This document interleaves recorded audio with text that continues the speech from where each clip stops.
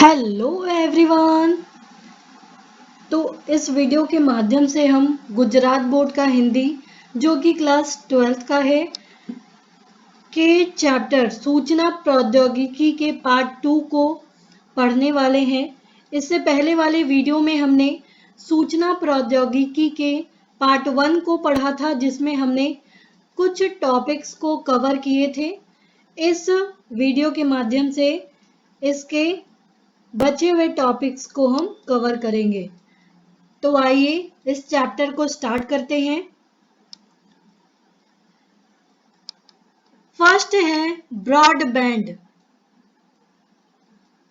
इसके द्वारा हम बहुत तेजी से इंटरनेट एक्सेस कर सकेंगे।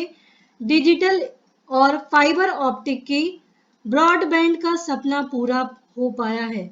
डिजिटल और फाइबर ऑप्टिक की वजह से ही ब्रॉडबैंड का सपना पूरा हो पाया है और इससे हम बहुत ही तेजी से इंटरनेट को एक्सेस कर सकते हैं। समूचे विश्व में इस समय इस दिशा में काम हो रहा है। इसका सबसे बड़ा लाभ यह है कि इंटरनेट से आने वाली सूचना को अधिक तेजी से कंप्यूटर या फिर अन्य मशीनों पर हासिल किया जा सकेगा। विशेष रूप से चित्रों और आवाज वाली फाइलों को अभी इंटरनेट से कंप्यूटर पर लेने में बहुत समय लगता था, लेकिन ब्रॉडबैंड इस काम को काफी आसान बना देगा। तो ब्रॉडबैंड के माध्यम से हम इंटरनेट बहुत ही तेजी से एक्सेस होता है। यह डिजिटल और फाइबर ऑप्टिक से मिलकर इसका जो सपना है वो पूरा हो पाएगा। ये पूरे विश्व में इसके ग्रोथ में, इसको ग्रो करने में और ज्यादा काम हो रहा है। इसका सबसे बड़ा लाभ, सबसे बड़ा फायदा यह है कि हम कहीं से भी कोई भी सूचना को बहुत ही तेजी से कंप्यूटर में या अन्य किसी मशीन में पा सकते हैं, हासिल कर सकते हैं। विशेषकर कोई इमेज हो या फिर कोई ऑडियो वीडियो फाइल हो, तो इन सभी से रिलेटेड हम आसानी से, जिससे पहले कोई भी वीडियो डाउनलोड करने में हमें काफी समय लग जाता था, लेकिन इसकी मदद से हम बहुत ही आसानी से और बहुत तेजी से फाइल डाउनलोड कर सकते हैं और दूसरे मशीनों में, दूसरे कंप्यूटर में भी देख सकते हैं। सेकंड है बैंडविड्थ। यह किसी नेटवर्क कनेक्शन की क्षमता होती है। इस क्षमता से पता चलता है कि उस नेटवर्क में डाटा का प्रवाह कितनी गति से हो रहा है। जितनी अधिक बैंडविड्थ होगी, इंटरनेट आदि से डाउनलोड भी उतनी ही तेजी से किया जा सकेगा। यह एक स्पीड को बताता है कि कितनी ज्यादा जल्दी यह चीजों को डाउनलोड कर पाता है।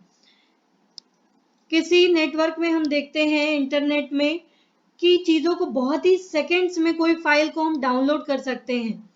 तो बैंडविड्थ की तरह ये बताता है इसकी क्षमता को कि कितनी इसमें कैपेसिटी है कि चीजों को जल्दी से जल्दी ये डाउनलोड कर सकता है और कितनी तेजी से कर सकता है। तो बैंडविड्थ की मदद से हम चीजों को जल्दी से जल्दी डाउनलोड कर सकते हैं। इसकी गति को, या इंटरनेट की गति को यह हमें बताता है। नेक्स्ट है वायरस। यह एक तरह का घुसपैठिया कंप्यूटर प्रोग्राम होता है जो नेटवर्क या फिर कंप्यूटर पर आकर ऑपरेटिंग सिस्टम को तबाह कर देता है। यह टेलीफोन लाइन या फिर फ्लॉपी या डिस्क के जरिए घुसपैठ करता है। इसमें हम देखते हैं कि यह ईमेल के जरिए भी वायरस भेजे जाने लगे। आजकल हम देखते हैं कि ईमेल के जरिए भी वायरस भेजे जाने लगे हैं। पिछले दिनों आई लव यू वायरस के जरिए कुछ हैकरों ने दुनिया भर के कंप्यूटर सिस्टमों को तबाह कर करोड़ों का नुकसान पहुंचाया था। वायरस क्या होता है? वायरस एक घुसपैठिया होता है कि घुसपैठिया कंप्यूटर में ईमेल के थ्रू या फ्लॉपी डिस्क के थ्रू ये घुस जाता है और चीजों को, यानी आपकी फाइल को, ऑपरेटिंग सिस्टम को ये बर्बाद कर देता है, जिससे बहुत ज्यादा नुकसान भी होता है।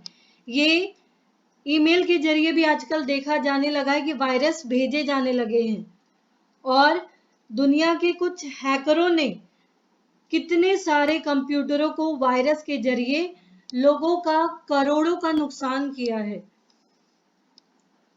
इसके बाद है ISP। इसका मतलब होता है इंटरनेट सर्विस प्रोवाइडर, यानी वह कंपनी जो इंटरनेट सेवा उपलब्ध कराती है। ये कंपनी है इंटरनेट सर्विस प्रोवाइडर, नाम से ही पता चल रहा है ये इंटरनेट की सर्विस प्रोवाइड कराती है।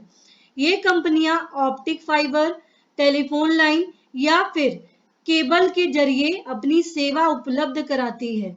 अभी तक टेलीफोन लाइन का तरीका अधिक प्रचलित था, लेकिन अब ऑप्टिक फाइबर और केबल के जरिए इंटरनेट सेवा उपलब्ध कराने लगे हैं।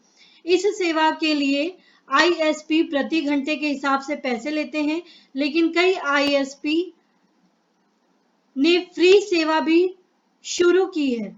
उनकी आय के स्रोत इंटरनेट सेवा के साथ आने वाले विज्ञापन है। कितने सारे कंपनी हैं जो इंटरनेट सर्विस प्रोवाइड कराती है और वे घंटे के हिसाब से पैसा लेती है, लेकिन कितनी कंपनियां ऐसी भी है ISP की जो लोगों को फ्री में इंटरनेट सेवा प्रोवाइड कराती है, लेकिन उनका इनकम कहां से होता है? उस में आने वाले ऐड से उनकी कमाई होती है। आय का साधन इंटरनेट सेवा के माध्यम से जो उसमें विज्ञापन आता है उसके माध्यम से उनकी आय होती है। और कुछ ISP कंपनी होते हैं जो प्रति घंटे के हिसाब से पैसे लेते हैं। ASP इसका मतलब होता है एप्लीकेशन सर्विस प्रोवाइडर, यानी ये इंटरनेट और उससे जुड़े कारोबार की जरूरतों के अनुरूप सॉफ्टवेयर आदि तैयार करते हैं। ई-कॉमर्स को दुनिया में इनकी जरूरत रोज बढ़ती ही जा रही है। ई-कॉमर्स को ASP की जरूरत बहुत ही बढ़ती जा रही है। ये इसका फुल फॉर्म होता है एप्लीकेशन सर्विस प्रोवाइडर, यानी कि ये इंटरनेट और उससे जुड़े जो कारोबार करते हैं तो कारोबारियों की जरूरत को उनके हिसाब से सॉफ्टवेयर प्रोवाइड कराते हैं। तो ई-कॉमर्स में इसकी बहुत ही ज्यादा जरूरत पड़ने लगी है और जरूरत बढ़ती ही जा रही है। फिर 3G और 4G फोन। आजकल जिन मोबाइल फोन का इस्तेमाल हो रहा है वह दूसरी पीढ़ी का है, लेकिन अब तीसरा और चौथी पीढ़ी के मोबाइल फोन विकसित करने की दिशा में काम होने लगा है। इन सेल फोन की यह विशेषता है कि उनमें हम PC की तरह ही इंटरनेट देख सकेंगे, मल्टीमीडिया संदेश भेजना आसान हो जाएगा और सूचना भेजने की रफ्तार बहुत तेज हो जाएगी। तो जैसे हम 3G फोन में देखते थे, इसका जो स्पीड है किसी भी चीज को डाउनलोड करने में 1 मिनट 2 सेकेंड लगा रहा है, लेकिन वही 4G फोन में ये 25 सेकेंड में हो जाता है। इससे क्या क्या प्रॉफिट हुआ है कि जो भी हम PC में कार्य करते हैं वो हम कंप्यूटर के अलावा मोबाइल में भी देख सकते हैं इंटरनेट से, जिसके बारे में भी जानकारी हमें हासिल करनी हो। हासिल करने के बाद इंटरनेट से कोई भी जानकारी हम उसके ऑडियो के रूप में भी देख सकते हैं, वीडियो के रूप में भी देख सकते और ईमेल भी हम मोबाइल से भेज सकते हैं। तो मल्टीमीडिया संदेश भेजना भी मोबाइल के जरिए आसान हो गया है। कोई भी इंफॉर्मेशन भेजना हो तो वो हम मोबाइल के जरिए भेज सकते हैं और बहुत ही तेजी से यह भेज सकते हैं हम। तो हर जगह हमें कंप्यूटर की जरूरत नहीं पड़ती है इसके कारण। नेक्स्ट है वेब, वायरलेस एक्सेस प्रोटोकॉल। वह तकनीक है जिनसे हम मोबाइल उपकरणों पर इंटरनेट देख सकते हैं। इन मोबाइल उपकरणों में cellphone, palm top, digital diary आदि शामिल है। अभी वेब की मदद से हम सिर्फ टेक्स्ट इंटरनेट यानी बिना चित्रों वाला इंटरनेट देख पाते हैं। इसका फुल फॉर्म है वायरलेस एक्सेस प्रोटोकॉल, जिसके माध्यम से हम मोबाइल में इंटरनेट देख सकते हैं।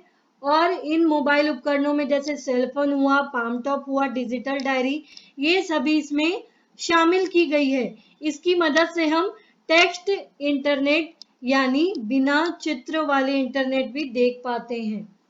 नेक्स्ट है एसएमएस और ईएमएस। जिस तरह इंटरनेट पर ईमेल के जरिए संदेश भेजते हैं, उसी तरह मोबाइल फोन से भी छोटे छोटे लिखित संदेश भी किसी दूसरे मोबाइल पर हम भेजे जा सकते हैं हमारे द्वारा। इन संदेशों को एसएमएस यानी शॉर्ट मैसेज सर्विस कहते हैं। Short message service. दुनिया भर में एसएमएस काफी लोकप्रिय है, लेकिन इनके आकार की सीमा निर्धारित होती है। इसके अधिक करने के लिए एक्सटेंडेड मैसेज सर्विस यानी ईएमएस विकसित करने पर काम हो रहा है, जिससे लंबे संदेश भेजे जा सकेंगे, चाहे उसमें इमेज अटैच हो, कोई ऑडियो फाइल अटैच हो। तो एसएमएस में हम लिमिटेड ही टेक्स्ट मैसेज कर सकते हैं। लिमिटेशन इसमें दिया रहता है कि इतने लिमिट तक ही हम मैसेज वर्ड्स टाइप करके भेज सकते हैं। और ईएमएस ये इसका ग्रो किया हुआ माध्यम है, जिसमें ईएमएस में हम टेक्स्ट मैसेज को और एक्सटेंड करके और ज्यादा लिखकर भी भेज सकते हैं, और थोड़े लंबे संदेश हो उसके साथ हम कोई भी इमेजेस अटैच कर सकते हैं या कोई ऑडियो फाइल अटैच कर सकते हैं। तो ईएमएस के द्वारा इन सभी चीजों को हम मैसेज को और ब्रॉड तरीके से भेज सकते हैं और ज्यादा लंबे संदेश को हम इसमें भेज सकते हैं। नेक्स्ट है इंटरनेट टेलीफोनी। इंटरनेट की दुनिया की अगली क्रांति इंटरनेट टेलीफोनी होगी। इसके जरिए इंटरनेट का इस्तेमाल केबल की तरह किया जा सकेगा। इससे टेलीफोन कॉल पर आने वाला भारी खर्च भी बच जाएगा। कुछ पश्चिमी देशों में तो इनका प्रचलन लोकप्रिय भी हो गया है। इसमें वॉइस ऑन इंटरनेट तकनीक का इस्तेमाल किया जाता है। कई देशों में परंपरागत टेलीफोन कंपनियों ने इसके खतरे को भांपते हुए इसे रोकने की कोशिश भी की, लेकिन वे असफल रही हैं। इंटरनेट टेलीफोनी ये हम देख सकते हैं इसका उदाहरण। इंटरनेट की दुनिया में इसने एक रिवॉल्यूशन लाया है, क्रांति लेकर आया है। इसके जरिए हम टेलीफोन कॉल पर ही आने वाले जितने भी खर्च है उससे बच सकते हैं। इसका जो सबसे ज्यादा इस्तेमाल किया जा रहा है, सबसे ज्यादा लोकप्रिय या पश्चिमी देशों में हो रहा है। इसका इस्तेमाल वॉइस ऑन इंटरनेट तकनीक का इस्तेमाल किया जाता है। इसमें वॉइस ऑन इंटरनेट तकनीक का इस्तेमाल किया जाता है। कई देशों में हम देखते हैं कि टेलीफोन कंपनियां इसके खतरे को, इससे खतरा है इसीलिए इस खतरे को भांपते हुए इसे रोकने की कोशिश भी करती हैं, लेकिन वो असफल रहती हैं और असफल रही हैं। नेक्स्ट है सर्वर। यह किसी नेटवर्क का ऐसा कंप्यूटर होता है जो कि सारे नेटवर्क के लिए किसी एक खास काम की जिम्मेदारी संभालता है। उदाहरण के लिए अगर किसी नेटवर्क में प्रिंट सर्वर है तो वह नेटवर्क के सभी कंप्यूटरों के प्रिंट निकालने संबंधी काम की देखरेख करेगा। सर्वर यह किसी नेटवर्क का ऐसा कंप्यूटर होता है जिसके माध्यम से हम नेटवर्क के किसी एक खास काम को ये संभालता है। जैसे प्रिंट सर्वर है तो वो कंप्यूटर से जुड़े हुए जितने भी हमें प्रिंट निकालने संबंधी जो भी काम होंगे उसकी यह देख रेख करता है। नेक्स्ट है फैक्स। इसे हम फैक्सीमाइल भी कहते हैं। यह रेडियो तरंगों या फिर टेलीफोन लाइनों से लिखित जानकारी होती है, जिससे किसी जगह से एक जगह से दूसरी जगह भेजना और उसे उसी स्वरूप में हासिल करना संभव बनाता है। साधारण फैक्स मशीन से जब सूचना भेजी जाती है तो वह उसकी लिखित और ग्राफिक जानकारी को स्कैन कर लेती है और टेलीफोन नेटवर्क से दूसरी फैक्स मशीन तक भेज देती है, जहां उसे उसके मूल स्वरूप में हासिल कर लिया जाता है। इंटरनेट और सूचना क्रांति के आने के बाद इंटरनेट से भी फैक्स भेजना संभव हो गया है। यहाँ तक मोबाइल फोन पर भी आप फैक्स हासिल कर सकते हैं। तो फैक्स, जिसे हम फैक्सीमाइल भी कहते हैं, इसमें रेडियो तरंगों या टेलीफोन लाइन के जरिए लिखी हुई जानकारी, लिखित जानकारी को हम एक जगह से दूसरी जगह भेज सकते हैं और दूसरी जगह से हासिल भी कर सकते हैं।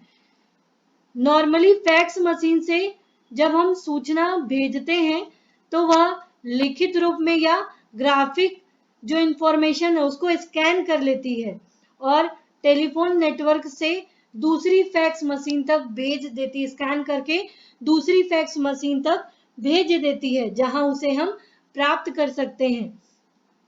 इंटरनेट और सूचना क्रांति के आने के बाद इंटरनेट से भी फैक्स भेजना अब पॉसिबल हो पाया है, संभव हो पाया है। यहाँ तक कि ये भी कहा जाता है कि मोबाइल फोन पर भी अब हम फैक्स हासिल कर सकते हैं। नेक्स्ट है मोडेम। डिजिटल डाटा भेजने के लिए मोडेम का इस्तेमाल किया जाता है। जब हम किसी कंप्यूटर को टेलीफोन लाइन के जरिए इंटरनेट से जोड़ते हैं तो वहां भी यह काम मोडेम ही करता है। यह डिजिटल डाटा को एनालॉग सिग्नल में बदलकर तरंगों के रूप में भेजता है। डिजिटल डाटा भेजने के लिए हम मोडेम का इस्तेमाल करते हैं, प्रयोग करते हैं। डिजिटल डाटा को भेजने के लिए हम मोडेम का इस्तेमाल करते हैं। इससे क्या होता है, जिससे हम किसी कंप्यूटर को टेलीफोन लाइन के जरिए हम इसे इंटरनेट से जोड़ देते हैं और ये जो काम करता है, ये काम करने वाला भी मोडेम ही होता है। यह डिजिटल डाटा को एनालॉग सिग्नल में बदलकर तरंगों के रूप में जानकारी, इंफॉर्मेशन को भेजता है। तो इस प्रकार से ये चैप्टर आपका यहीं पे समाप्त होता है। इसमें हमने सीखा कि कैसे इंफॉर्मेशन टेक्नोलॉजी, जो सूचना प्रौद्योगिकी है, वो किस प्रकार से विकसित हो चुका है और इसका जो विकास है वो बढ़ता ही जा रहा। विकास हर एक क्षेत्र में, इंटरनेट के क्षेत्र में, इंटरनेट हो, ब्रॉडबैंड हो, बैंडविड्थ हो, हर एक के क्षेत्र में 3G फोन से 4G मोबाइल आया, 4G से 5G आने वाला है। तो किस तरीके से हम सूचना प्रौद्योगिकी में, इंफॉर्मेशन टेक्नोलॉजी में ग्रो कर रहे हैं और ये आजकल हर किसी की जरूरत भी बन गई है। तो ये चैप्टर आपका यहीं समाप्त होता है। उम्मीद है आपको ये चैप्टर समझ में आया होगा। तो प्लीज आप इस वीडियो को लाइक और सब्सक्राइब करना ना भूलें। Thank you.